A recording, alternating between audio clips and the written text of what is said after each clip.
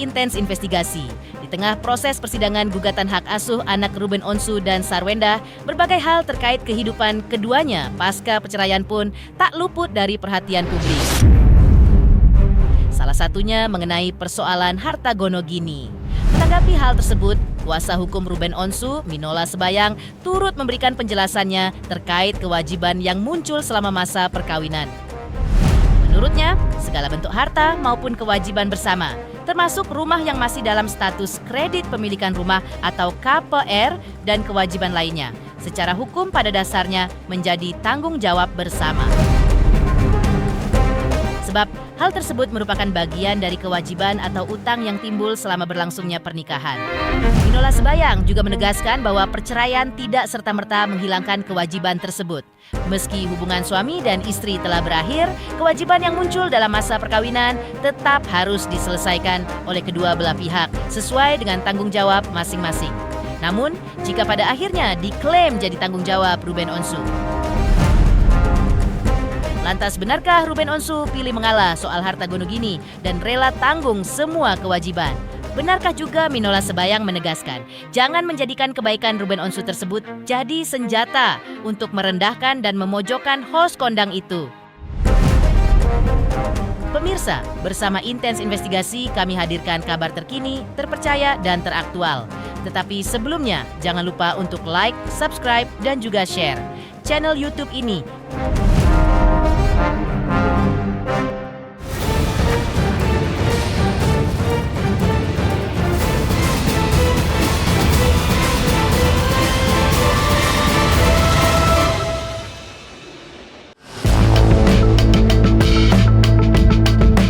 Gugatan hak asuh anak antara Ruben Onsu dan Sarwenda hingga kini masih terus bergulir di pengadilan.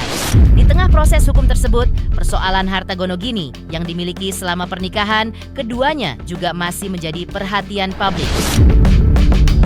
Baru-baru ini, kuasa hukum Ruben Onsu, Minola Sebayang, turut memberikan penjelasan mengenai kewajiban yang berkaitan dengan harta gono gini. Menurutnya, bukan hanya aset yang perlu diperhatikan, tetapi juga kewajiban atau utang yang muncul selama masa perkawinan.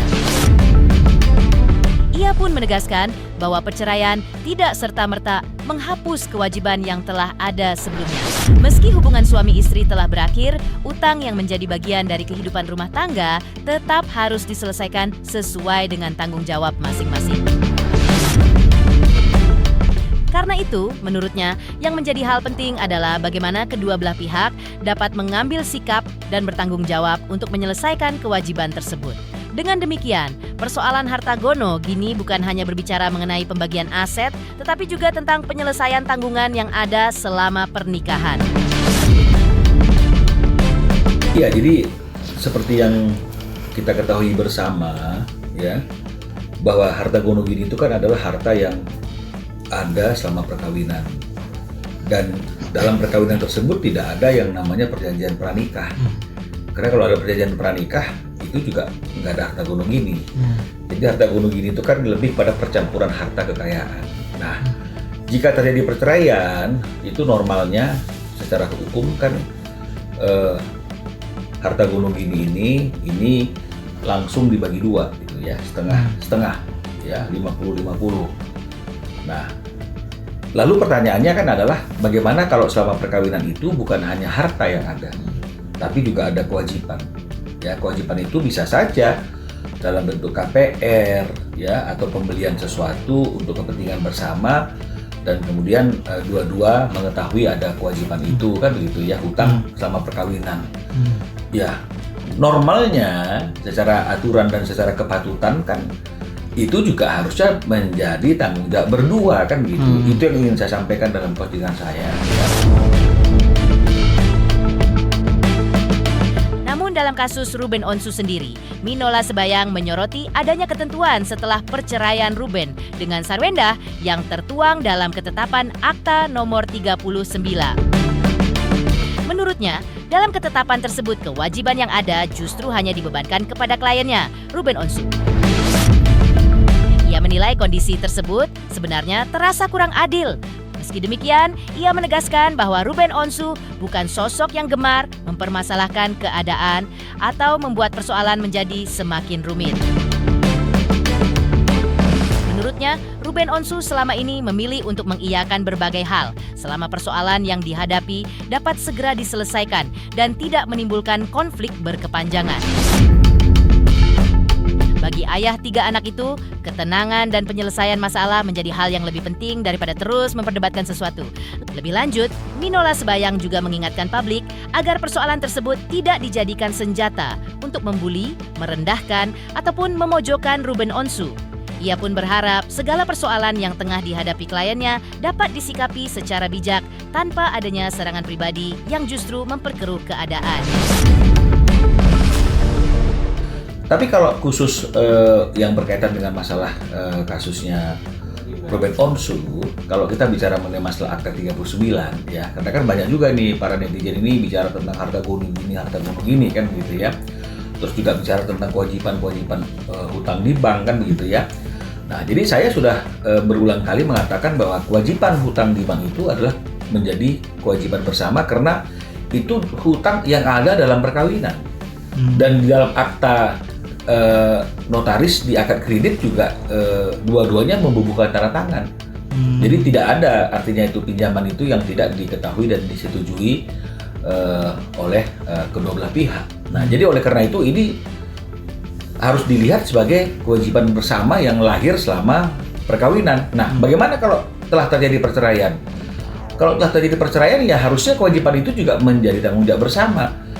Bagaimana mekanismenya itu kan tinggal tergantung kesepakatan mereka berdua. Bagaimana bertanggung jawab atas kewajiban tersebut. Dikatakan bahwa kewajiban-kewajiban itu menjadi kewajiban para pihak. Ya, berarti kan kewajiban suami dan istri. Ya. Namun ketika terjadi perceraian di bawah itu dikatakan bahwa secara teknis yang melakukan pembayaran sampai lunas itu menjadi kewajiban Ruben aja. Nah, jadi kan seolah-olah itu tetap hak dan kewajiban menjadi tanggung jawab bersama yang ada dalam perkawinan, tapi realisasinya itu menjadi tanggung jawab Ruben saja gitu loh ya.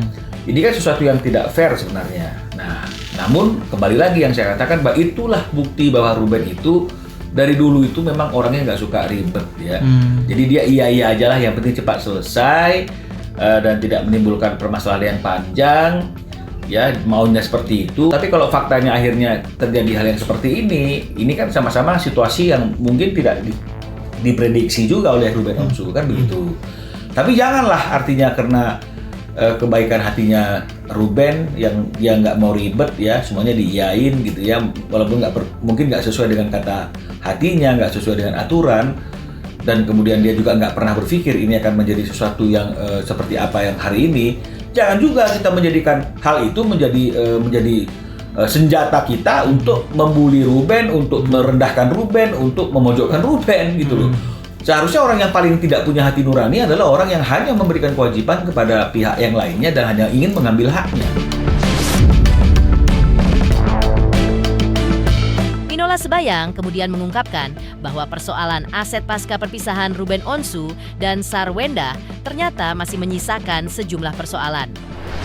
Menurutnya, dalam perjanjian yang telah ditandatangani kedua belah pihak, terdapat kesepakatan mengenai aset mana saja yang menjadi hak dan dapat dikuasai sepenuhnya oleh masing-masing pihak.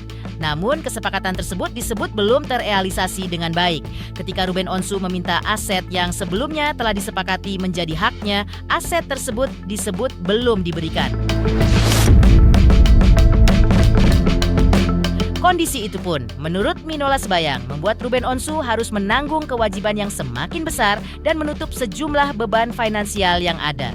Tak hanya itu, Ruben Onsu juga disebut sempat mengalami musibah akibat ulah karyawan yang dipercayainya.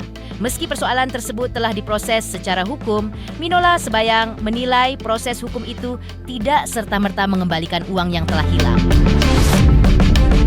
Ia pun menyayangkan apabila persoalan ini hanya dilihat dari sisi materi semata. Menurutnya, jika tidak ada sikap ego dan masing-masing pihak mau melihat persoalan secara lebih menyeluruh, bukan tidak mungkin solusi terbaik bisa ditemukan. Di situ kan ada satu pasal yang mengatakan bahwa setelah perjanjian ini ditandatangani, maka para pihak itu bisa menguasai sepenuhnya apa yang menjadi bagiannya, kan begitu ya. Namun kan realisasinya juga tidak gitu. Ya, ketika Ruben misalnya meminta agar dokumen surat sertifikat atas aset yang menjadi bagiannya agar bisa dia kuasai sepenuhnya, bahkan juga mungkin ini akan dia gunakan untuk menyelesaikan kewajiban-kewajibannya dia, termasuk kewajiban yang hanya diberikan kepada dia atas hutang bersama tersebut, sehingga aset yang menjadi bagian dari pihak yang lain itu tidak dibebani kewajiban, kan tidak diberikan. Ada penyanderaan, ada penahanan, kan begitu. Jadi ini yang membuat Ruben akhirnya memiliki lubang kewajiban yang besar yang memang harus dia tutupi.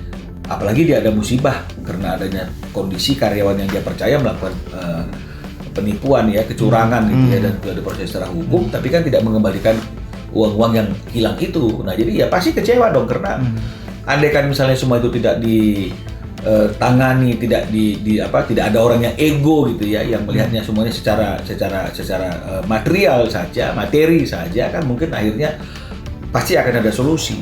Tapi ya udah, yang adanya hari ini seperti ini, ya Ruben akan hadapi saja. Minola Sebayang juga mengaku heran dengan stigma yang berkembang di tengah masyarakat yang menganggap seseorang bisa memengaruhi gugatan hak asuh anak. Menurut kuasa hukum Ruben Onsu itu, anggapan tersebut tidak sepenuhnya tepat jika dilihat dari sudut pandang hukum.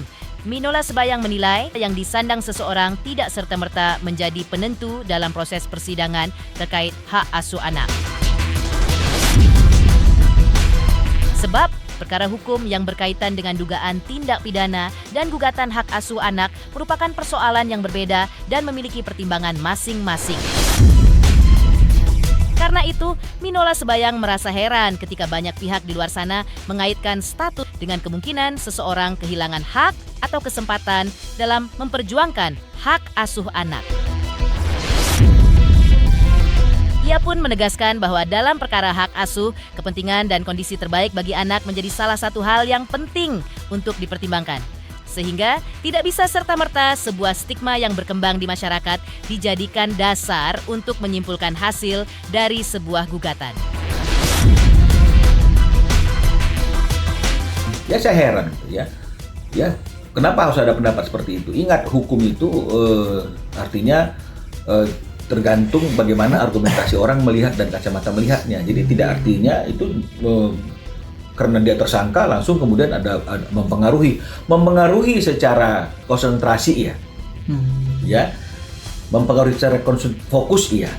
Tapi kalau misalnya mempengaruhi secara langsung kepada proses gugatan hak asuh anak itu, kalau dari kacamata saya ya kan begitu ya, boleh dong berbeda pendapat ya. Itu tidak akan mempengaruhi gitu. Kenapa tidak akan mempengaruhi? Saya sampaikan alasannya kenapa. Gugatan hak asuh anak itu ini berkaitan dengan satu, tidak adanya kesempatan yang diberikan oleh orang yang memegang hak asuh itu untuk anaknya bisa berkumpul dengan ayahnya dan ayah bisa berkumpul dengan anaknya. Ini bicara mengenai masalah hak aja. Lantas seperti apa Inspektur Jenderal Polisi Purnawirawan Ricky Sitohang melihat hal tersebut? Benarkah menurutnya tidak ada hubungan hak asuh anak Ruben Onsu? Pemirsa Intens Investigasi, jangan lupa saksikan terus Intens Investigasi. Dan pastikan, jangan lupa untuk like, subscribe, share, dan juga komen. Tim redaksi Intens Investigasi juga mengucapkan banyak terima kasih kepada semua subscribers hingga channel Intens Investigasi kini sudah mencapai 3.600.000 subscribers.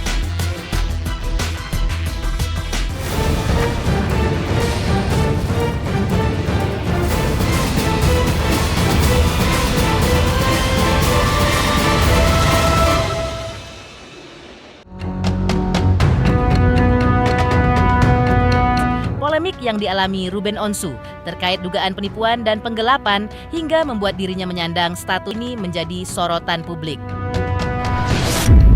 Tak sedikit yang kemudian mengaitkan persoalan hukum tersebut dengan gugatan hak asuh anak yang tengah diperjuangkan Ruben. Menanggapi anggapan tersebut, praktisi hukum sekaligus Inspektur Jenderal Polisi Purnawirawan Ricky Sitohang memberikan pandangannya.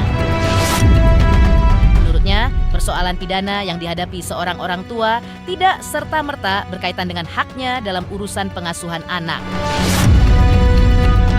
Jadi gini ya media ya, antara urusan orang tua dan anak tidak ada urusannya dengan status pekerjaan apapun bentuknya. Ini harus kita pilah-pilah dulu. Jadi jangan ada yang mengatakan ini berpengaruh dan lain sebagainya. Nah, ini namanya siapapun dong praktisi hukum manapun tuh bukannya mempersatukan tapi memecah belah tuh namanya. Nggak boleh begitu dong ya. Kita harus luruskan netral tanpa berpihak pada siapapun. Dalam komposisi ini, masalah urusan personal dia diduga melakukan perbuatan tindak pidana penipuan dan penggelapan, itu adalah urusan pekerjaan yang dia harus selesaikan secara hukum.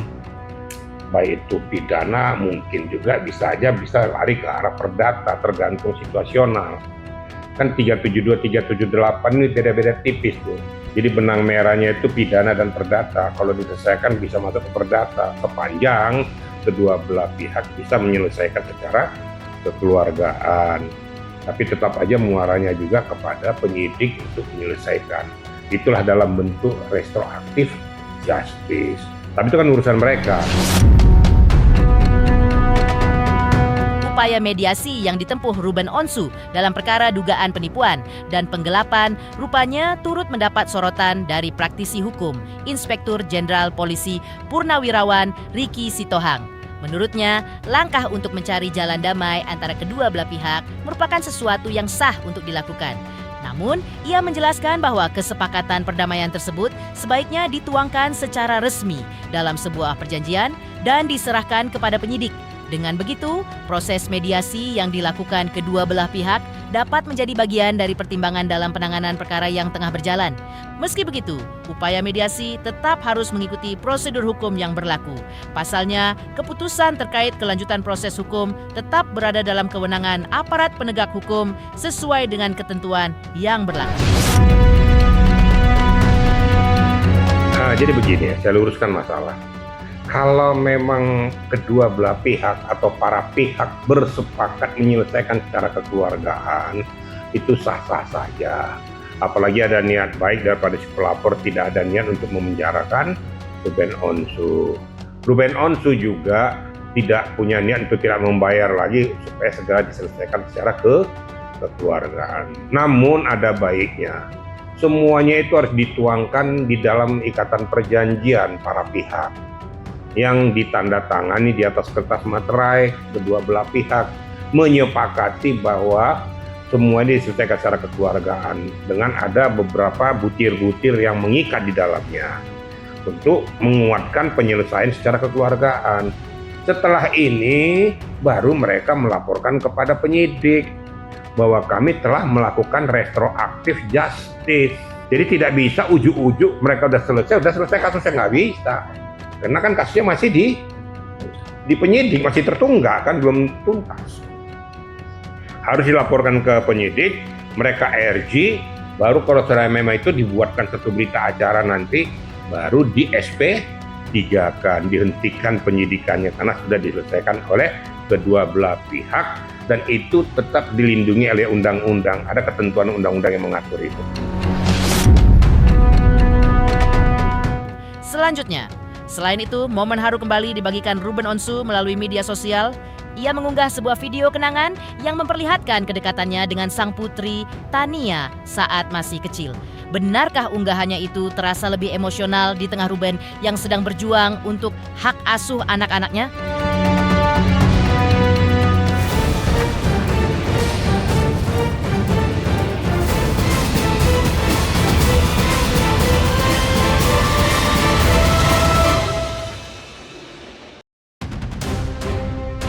Di tengah polemik yang tengah dihadapinya, Ruben Onsu baru-baru ini membagikan sebuah video yang memperlihatkan putri bungsunya, Tania, atau yang akrab disapa Nia, ketika masih kecil. Dalam video tersebut, Tania menyampaikan pesan penuh kasih untuk sang ayah. Dengan polos, Nia mengungkapkan rasa bangganya memiliki sosok ayah seperti Ruben Onsu. Ayah jangan sedih, Nia ikut sedih. Nia bangga sama ayah, jadi Nia bikin spesial buat ayah. I love you, ayah, ujar Tania dalam video tersebut.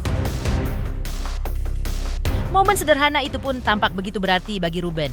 Ia turut menuliskan pesan menyentuh untuk sang putri melalui keterangan unggahannya. Love untuk Nia, sabar ya Nia, peluk ayah buat Nia juga. Tulis Ruben Onsu. Unggahan tersebut menjadi sorotan karena hadir di tengah berbagai persoalan yang sedang dihadapi Ruben Onsu, termasuk masalah hukum serta perjuangannya dalam persoalan hak asuh anak. Ayah jangan sedih ya, nanti kalau ayah sedih, Nia juga ikut sedih. Ya bangga buatin ayah, jadi Nia bikin spesial buat ayah. Maaf ya ayah. Demikian pemirsa, kabar terkini, terpercaya, dan teraktual yang kami hadirkan hari ini. Pemirsa Intens Investigasi, jangan lupa saksikan terus Intens Investigasi. Dan pastikan jangan lupa untuk like, subscribe, share, dan juga komen